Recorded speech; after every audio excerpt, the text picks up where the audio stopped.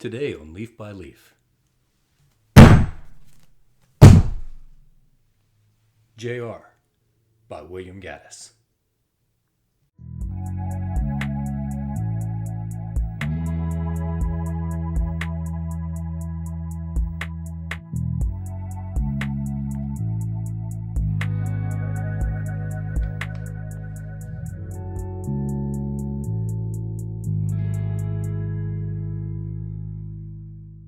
I am very excited about this video.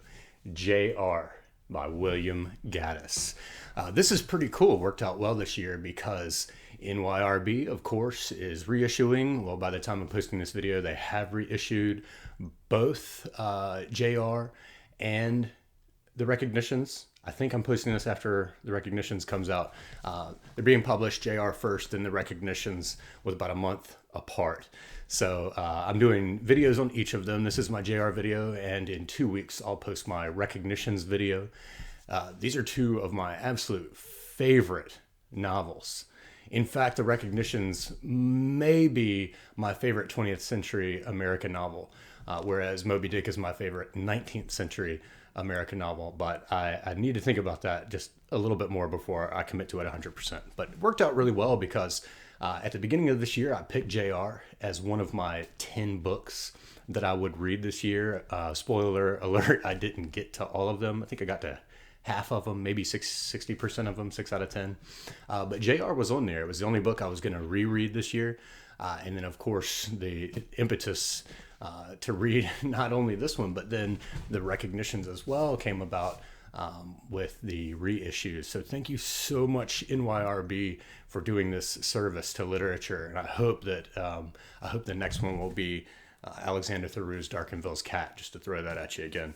Also, I was sent the uncorrected proofs of both of them, and those are the ones that I used for my reading. So I won't give any page numbers or anything like that. I'm going to split this video into two main parts. I am also reviewing J.R. and the Recognitions for Splice. I'll put the links to those reviews if you want something that's a little more crafted, a little more polished, and to the point. As far as a book review for these, you can go and read those. For these videos, I'm going to split them into two main parts. The first part being a quick survey of a lot of the major critical work that's been done on J.R. And then the second part being simply me flipping through and reading all of my reading notes. Let's start with some praise from Joseph Tabbi's Nobody Grew But the Business. It's his biography and fiction survey on William Gaddis, and is also probably the best place to start, followed then by Stephen Moore's William Gaddis. One will not find in American fiction a more prescient vision of a collective corporate life world than what we have in J.R. And none of the direct citations in current fiction of email exchanges, text messages, chat sessions, pings, and tweets have caught so well the spirit of corporatization that underlies these symptoms. From Stephen Moore's William Gaddis, he says, J.R., the greatest satirical novel in American literature. From John Beer's essay on William Gaddis in the Sorrentino, Latimer, William Gaddis, and Mary Camponegro edition of the Review of Contemporary Literature, he says, while The Recognitions is a virtuoso and deeply intelligent novel, J.R. surpasses it in its rigorously disciplined form, its subtle emotional palette, and its unrelenting diagnosis and critique of the infernal state of contemporary America. J.R. is also among the most exuberantly inventive works in our literature. Its continuing neglect is a cultural crime. From Comnes' The Ethics of Indeterminacy, J.R. is not simply a text for interpretation, but is also a book about interpretation, an interpretation of interpretation. And finally, from the Paris Review interview of William Gaddis, the man's own words. The interviewer's question, which is the novel you care for most? I think that I care most for J.R. because I'm awfully fond of the boy himself. So now let's go through the critical survey of JR, starting with, again, Joseph Tabbi's Nobody Grew But the Business. In this one, you will get the authoritative biography of William Gaddis, and he also really highlights how much of William Gaddis's life is actually diffused all throughout the fiction. You also get nice little anecdotes, such as the fact that William Gaddis had a walk-on part in a blaxploitation vampire film in 1973. William Gaddis's main participation in university life was as the editor of a satirical magazine, The Lampoon, during his time at Harvard. Gaddis's interest, almost from the start of his serious writing career, is in the history of the player piano, whose standardized formatting and steps toward the commercial distribution of music seemed to him to capture the counterfeit culture that America was following in his lifetime. And this is a major underpinning in JR. The books make demands on our attention, on our ability to listen along with the author. Gaddis's signature theme in his fictions, which are not so much about corporations and states and religion as about the fictions on which they are built. That'll also be very apparent in the recognitions.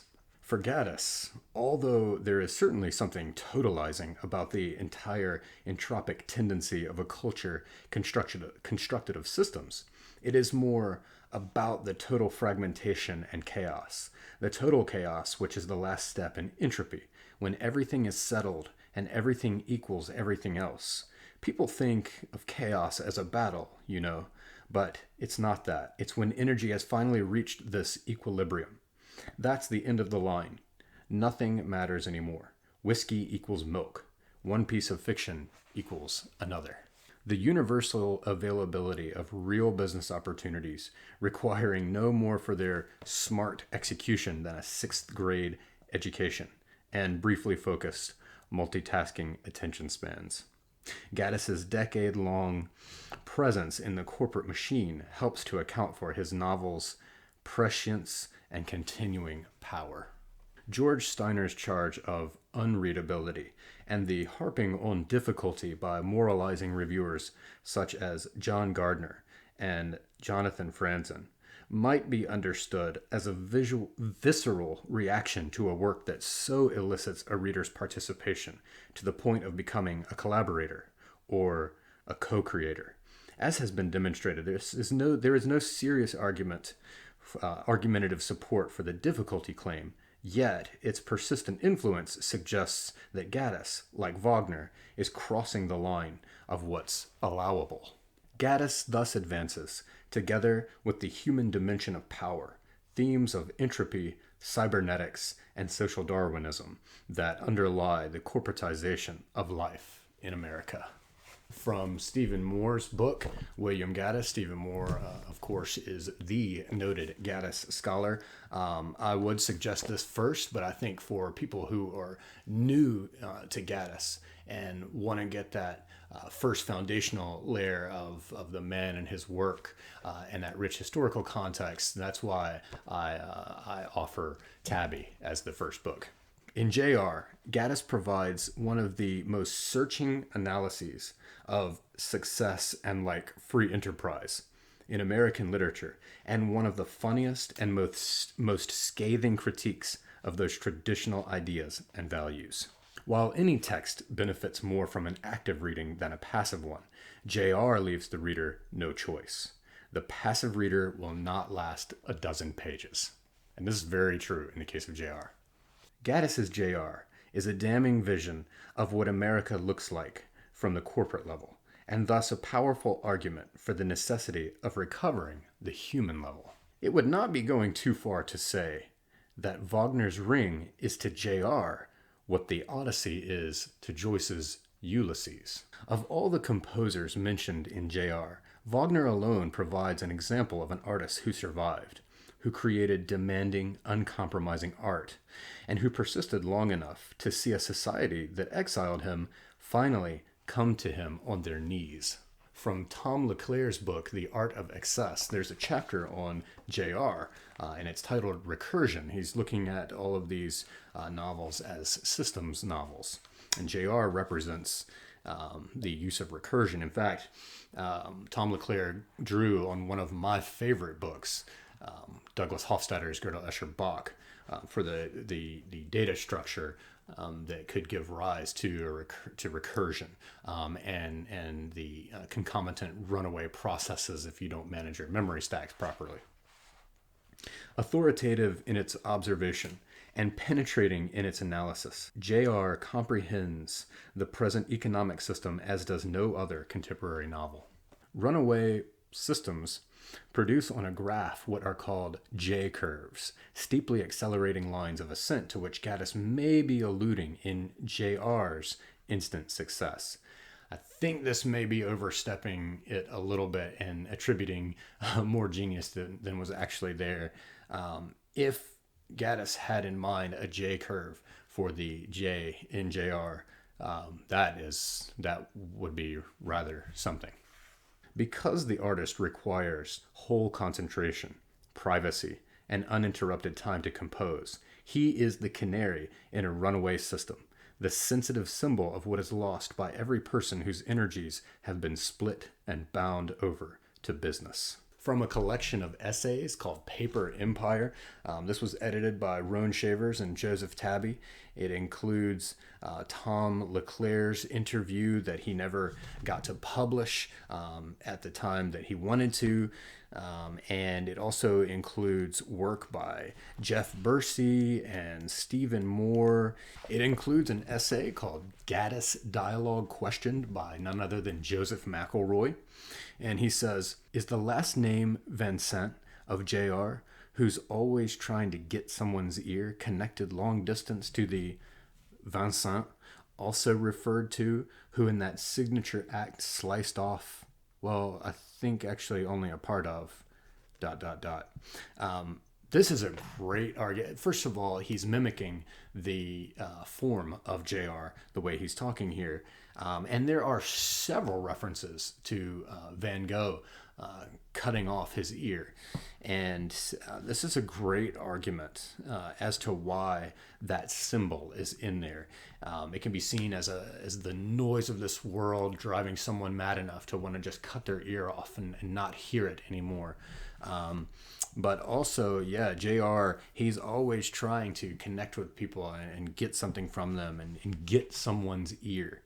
This is from Stephen Schreier's essay on the aesthetics of cybernetics in JR. He says, his work does not attempt to preserve a gem-like flame against the chaos, but rather reproduces the very chaos that his novel deplores. So that's what makes it so amazing, is that in the novel, he is reproducing the culture of noise and chaos. I mean, stacks of paper are constantly falling. No one can ever finish their sentences. No one's really ever listening to anyone else.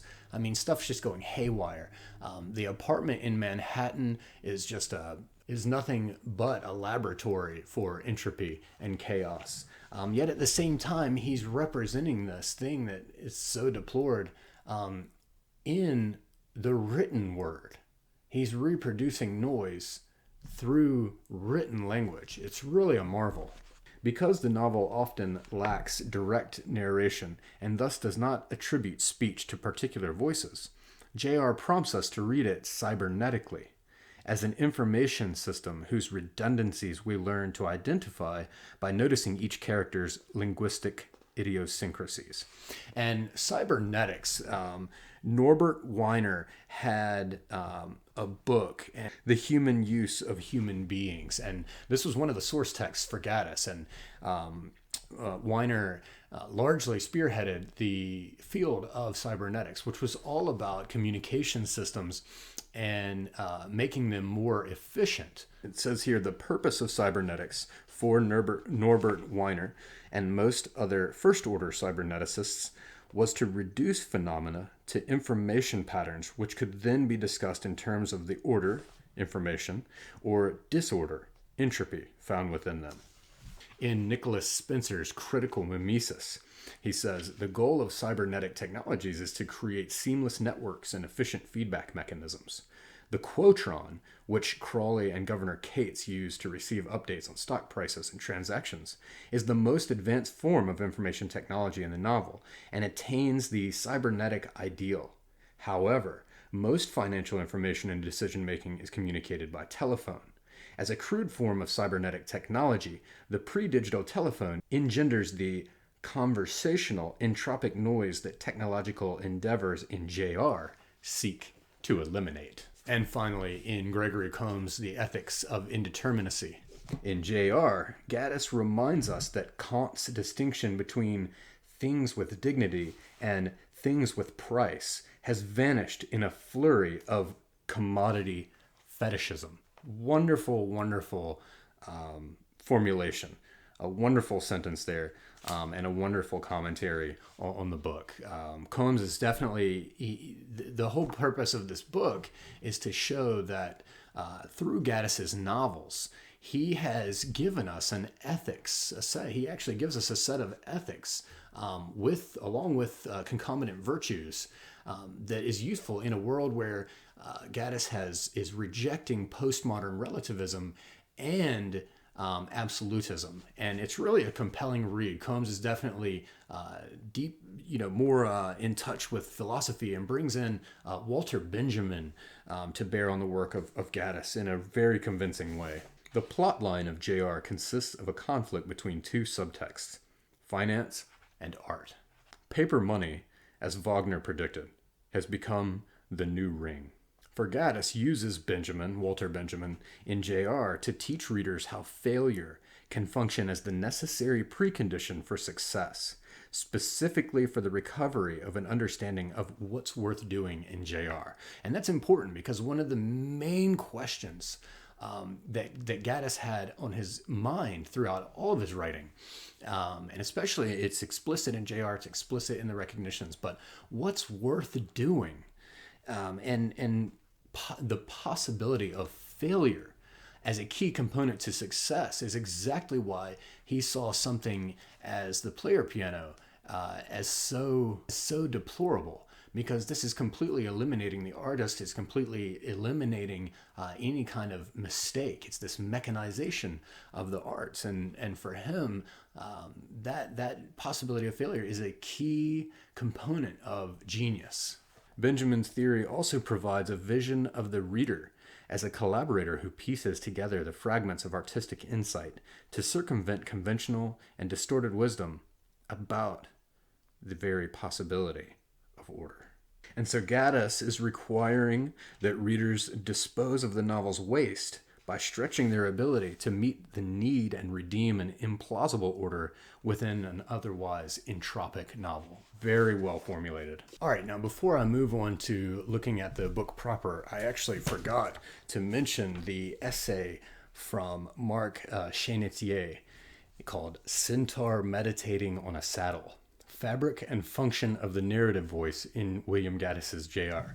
I have only read half of this. It is very dense, but it's also got this, it's got this exuberance and erudition that reminds me of Roland Barthes, and it's a linguistic analysis of the narrative segments of JR. So this is interesting because so many people harp on the fact that it's a novel in dialogue, or told mostly in dialogue, unattributed dialogue with continental formatting at that. But really, what Chénetier shows us, at least in the first couple of pages, is that he says JR is not what first impressions tell us, and he hopes to show that the passages of description or narration are not always short, that the proportion hardly warrants that Gaddis almost completely absents himself from the text. So this is a good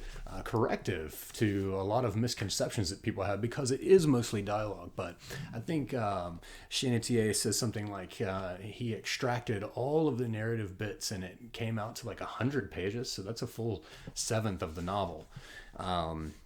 Even though with the other 600 pages, being dialogue, still that's a lot more than you would otherwise suspect. It's also he's looking at this thing He's looking at the semantic level. He's bringing linguistics to bear on the text. So he's actually looking at the word choice, the sounds of the word. He's looking at plosives, and he's looking at gutturals. And it's really a work of art in and of itself, this essay.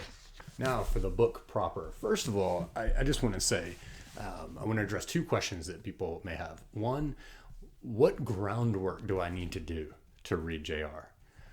I promise you I'm being as sincere as I possibly can, and I'm going to say none.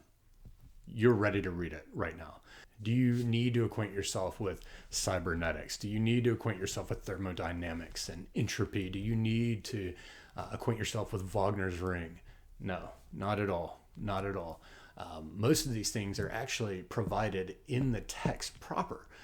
The book on cybernetics will be brought in here. The arguments directly from there will be brought in. Wagner is explicit in the novel.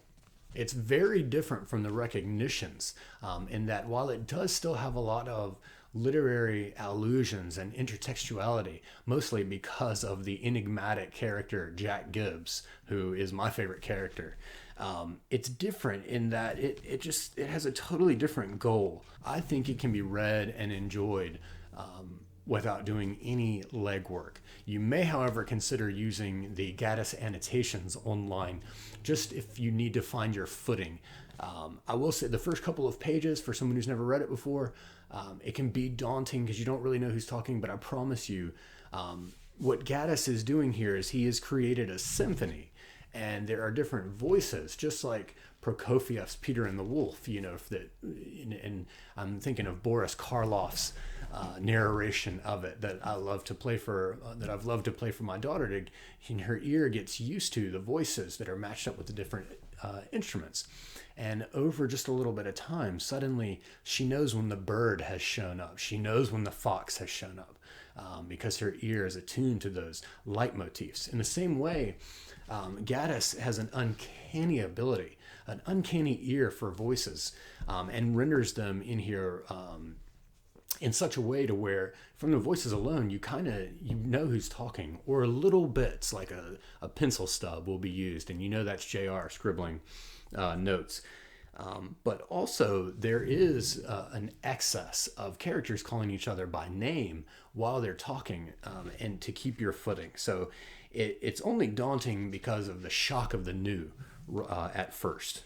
But then it becomes one of the most entertaining novels that I've ever read. I thoroughly enjoy reading this novel. So let's just go through and see some of the reading notes that I took here. Very first line, money, in a voice that rustled. Paper, yes. And we'd never seen it, paper money. Those are three different voices right there. And this is the lawyer Cohen and then the Bast sisters, Julia and Anne.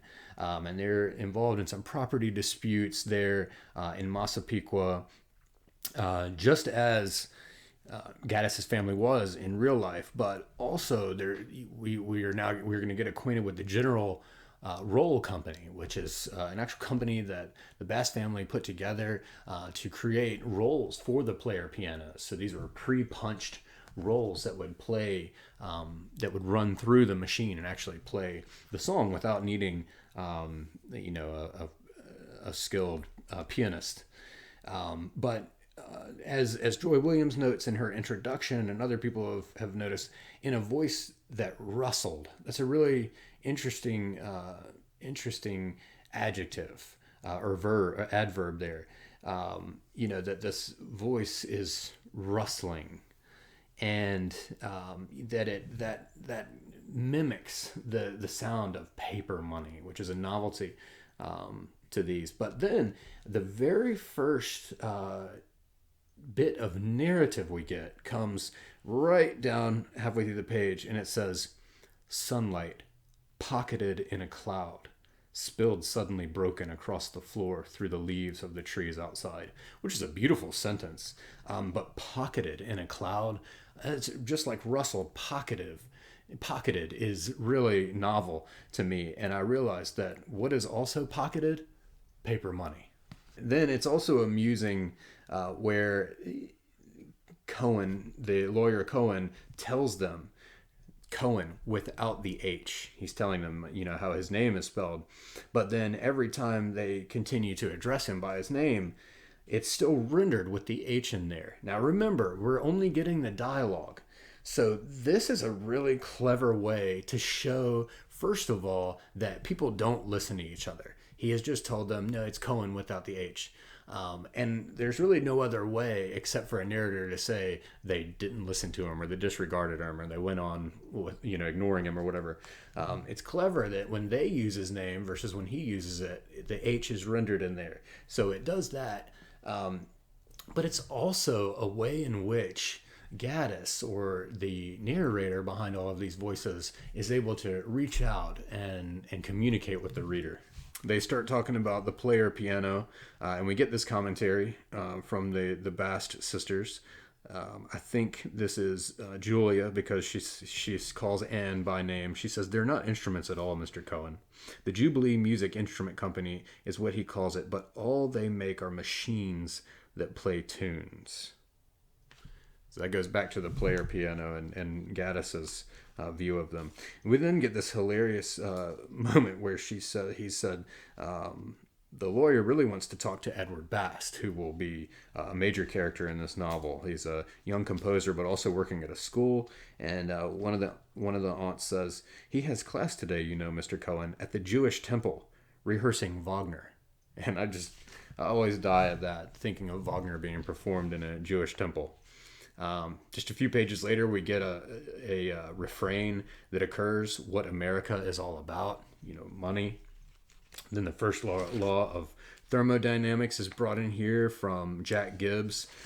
Jack Gibbs also takes his name from Willard Gibbs, so it's a direct connection to thermodynamics and entropy. We get Pinchonian stage humor in here in the very beginning of the book. We get a school rehearsal of Wagner's Ring that Amy Joubert is putting on and Bast is going to help with. We get this banter between people working at the school, and they're talking to one of the kids and they're saying, "What grade English are you in? What year?" And the kid goes, "English." And then another kid says, like, he means communication skills. And so we're seeing this transition of the old tradition of teaching, used to teach English. Now they're calling it communication skills. And which is also sort of tongue in cheek too, and ironic, because nobody in here has communication skills. The very first time we see JR is at this rehearsal of the Ring, and where it's the Rhine maidens underwater and they're protecting the Rhinegold. And of course, in a beautiful moment of metaphor, JR plays the dwarf Albrecht, who steals the money, steals the Rhinegold, and takes off with it. So this is a great metaphor of what is to come for JR.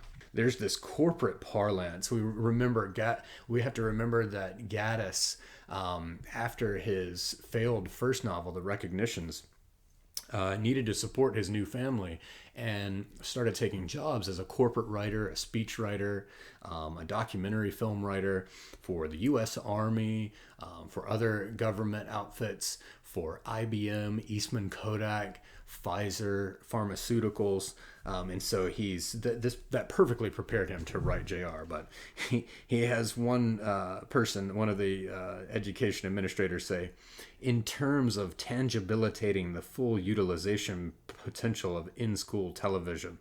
And it's just tangibilitating. This is great. This is the kooky stuff that I hear at work all the time. It also points to, when it talks about in-school television, they're also trying to essentially replace the traditional classroom with the kids just watching videos of the instruction. Now, what is insane is how relevant that is to where we find ourselves right now. Here's some more banter from an administrator, Crawley. This is fantastic, because again, you can just see that influence of his corporate life, Gaddis's corporate life. If you want to quote me, you can say the long overdue technical readjustments taking place in our present dynamic market situation offer no convincing evidence of the sort that has characterized long-term deterioration in past major business downturns. This sounds exactly like the stuff that companies are coming up with to address their shareholders in terms of COVID profits and losses, mainly losses.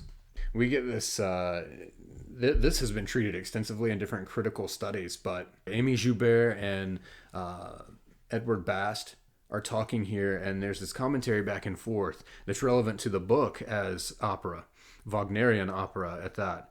Yes, but that's what you meant, isn't it? About creating an entirely different world when you write an opera, about asking the audience to suspend the belief in the...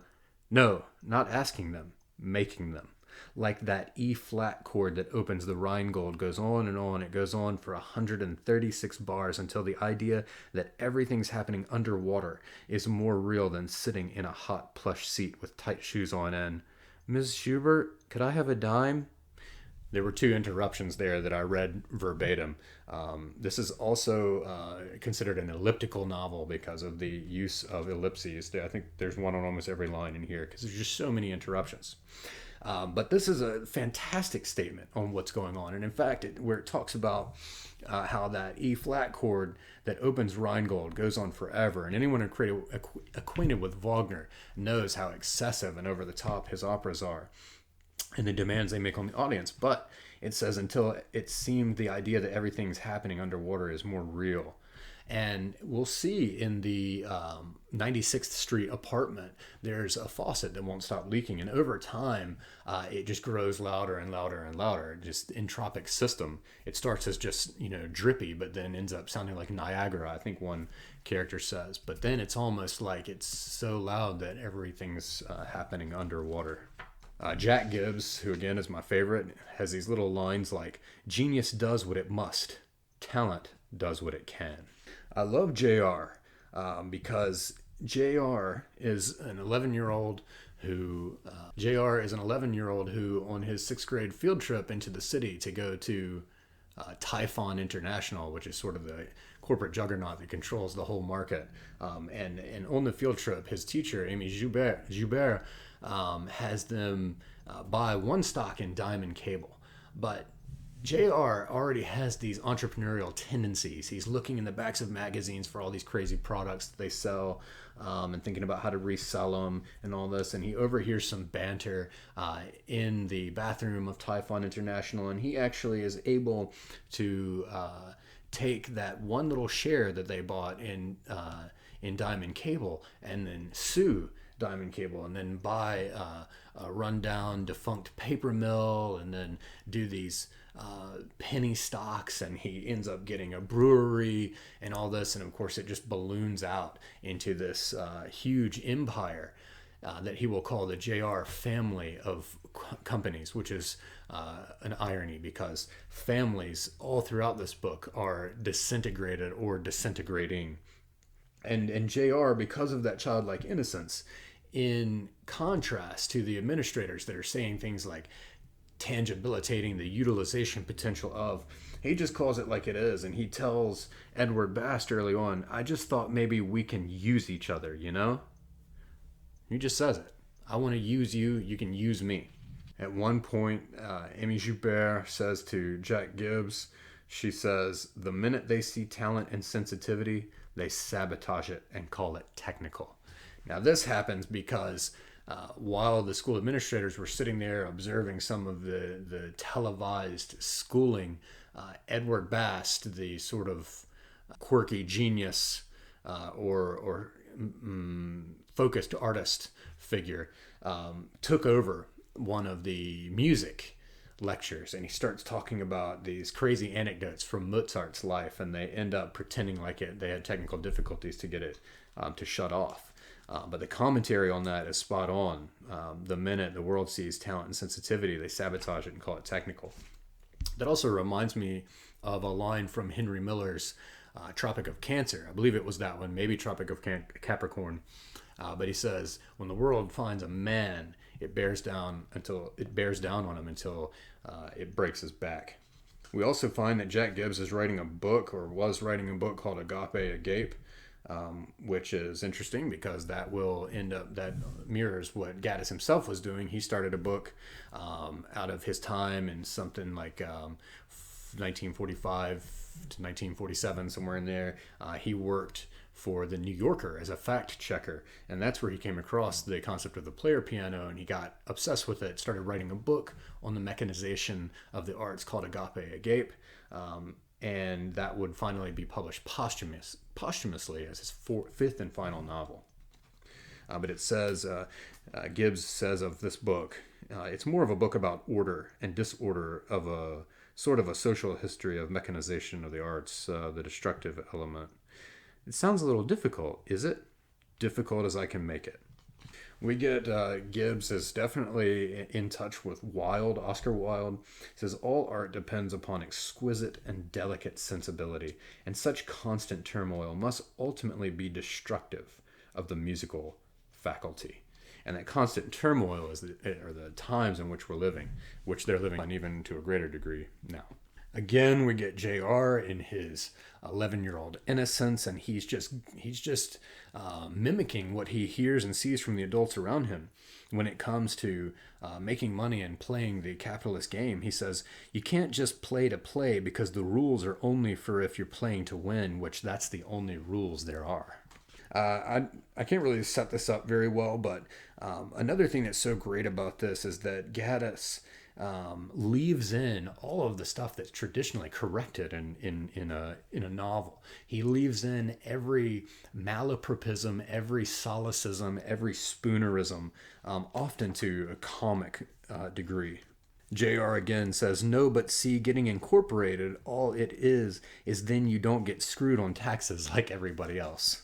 I like Rhoda. She's this crazy little hipster figure, this little sort of punk hipster, and there's this bit where she buys a frozen pizza so that she can slip a couple of records in it and steal the records. I just never thought about something like that before. There's all this commentary about Dale Carnegie and his How to Win Friends and Influence People.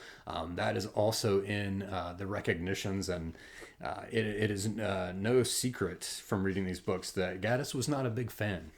Gibbs is talking about another failed artist called Eigen, and Eigen's story and his commercially failed book really mirrors Gaddis and the recognitions.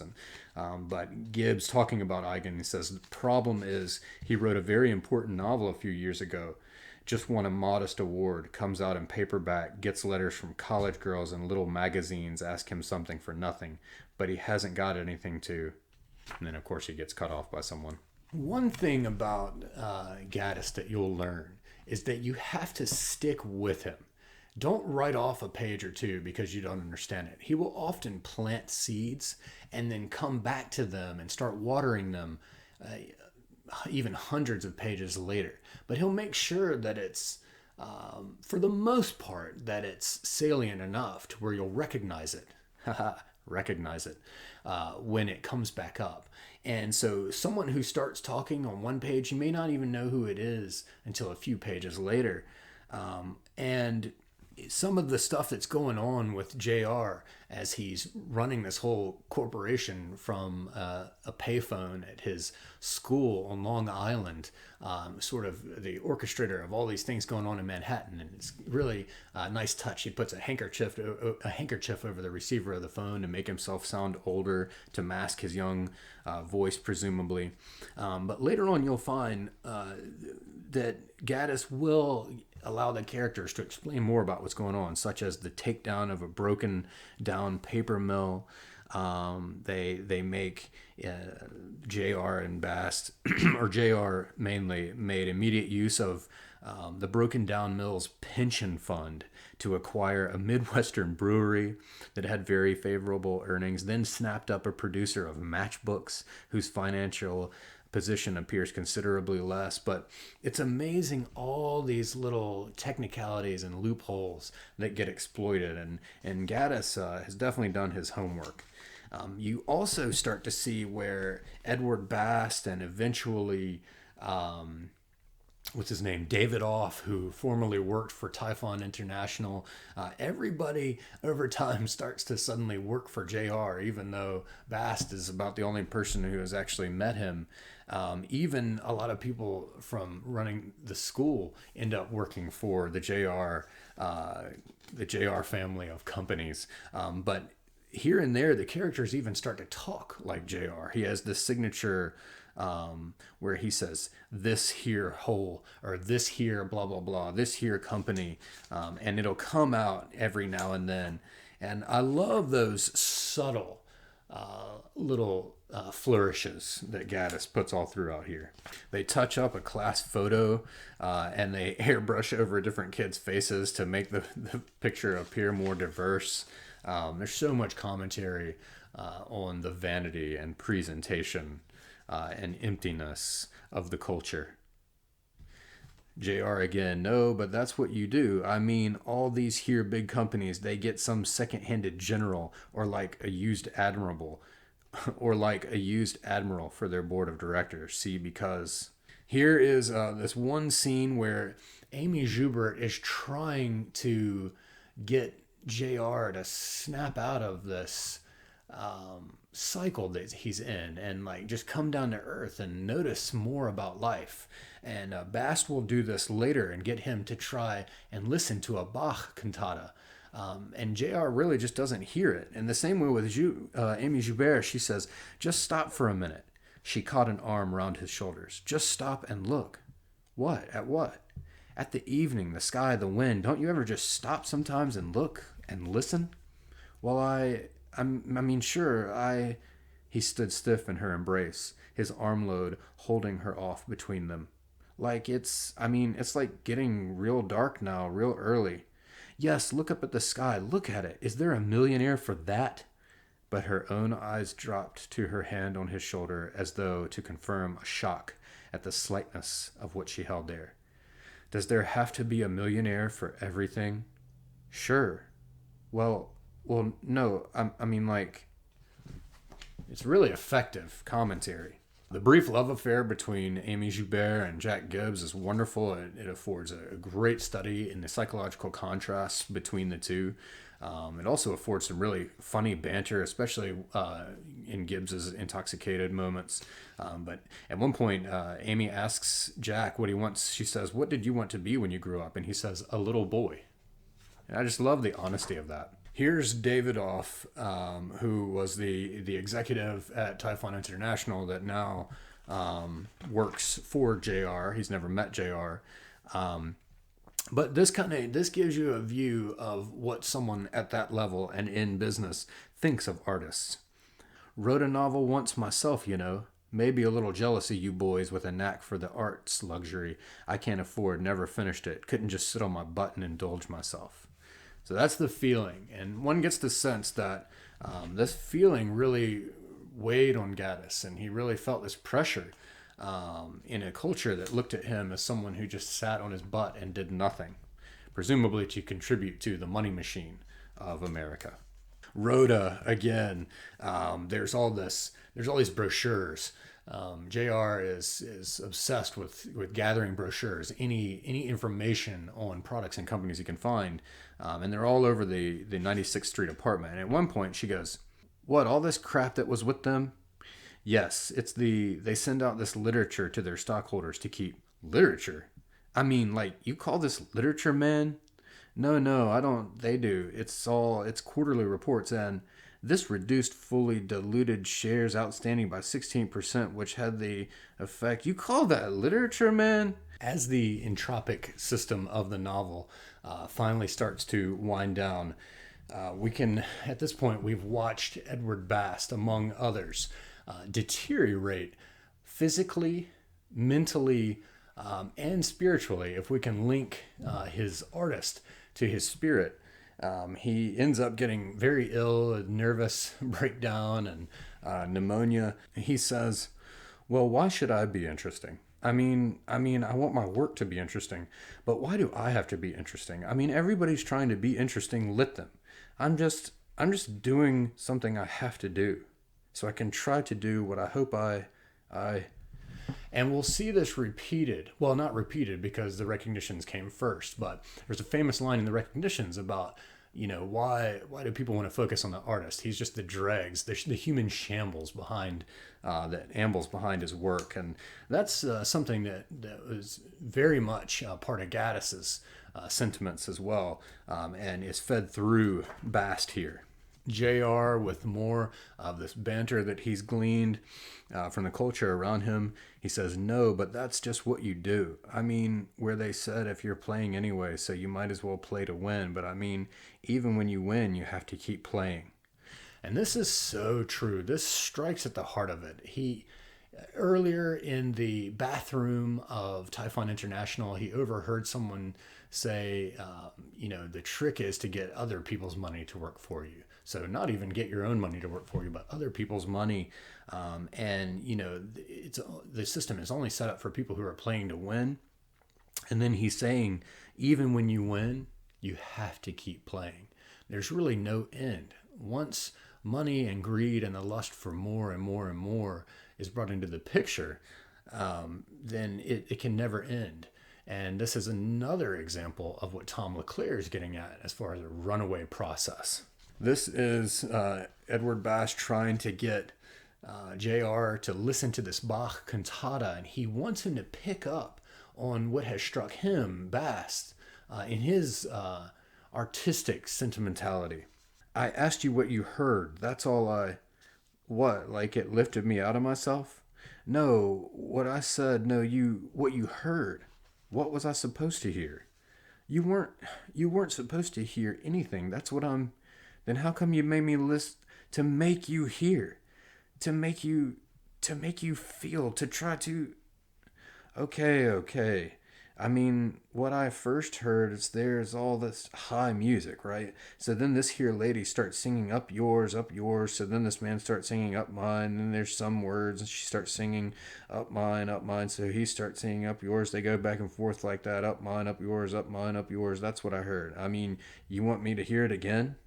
And so Bast sees it's hopeless. Here's JR again. I mean, why should somebody go and steal and break the law to get all they can when there's always some law where you can be legal and get it all anyway? And that perfectly foreshadows just a few pages later, the Bast aunts, they ultimately lose the property, and it's because of these different legal disputes. And so it shows back to back in a very, very close space. There's a reference to some kids that had broken in to a house, and then the fact that a house is gone altogether. And so it kind of juxtaposes this petty crime, this pettiness of trying to break in and steal something from someone, and then executives that aren't even ever seen legally taking something altogether. You can get it all legally. In the end, Bast decides that he's failed enough at other people's things. I've done enough other people's damage. From now on, I'm just going to do my own. From now on, I'm going to fail on my own, or at my own. And so that's a journey through my own reading notes. I hope this was helpful again to get more at the more concise view of the novel, what it's about, and so on. You can check out my review that I've linked in the description with Splice. I cannot recommend highly enough JR, and I can't wait to talk about the recognitions here in a couple weeks.